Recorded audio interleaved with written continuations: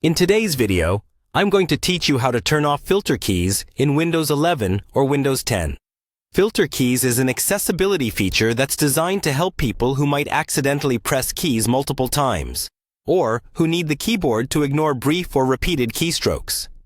While it can be useful, it can also cause issues if it's turned on by mistake. You might notice that your keyboard seems slow to respond, or that some key presses are being ignored. If that sounds familiar, turning off filter keys will usually fix it. We'll start from the desktop so you can follow along easily.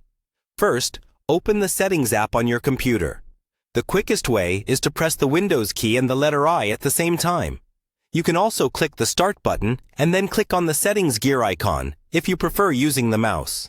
Once Settings is open, look for the section called Accessibility. In some versions of Windows 10, this may be labeled Ease of Access, but it works the same way. Go ahead and click that. This section controls all of your accessibility features, including keyboard options. On the left-hand side, or in the main list if you're on Windows 11, find and select Keyboard. This will open a page with all the keyboard-related settings.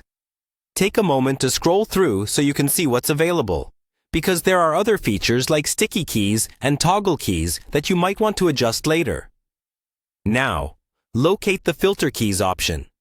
This is the setting that tells Windows to ignore brief or repeated keystrokes.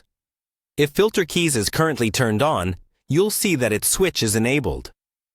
Click the switch to turn it off. When you do this, Windows will immediately stop filtering your keystrokes, and your keyboard should start responding normally again.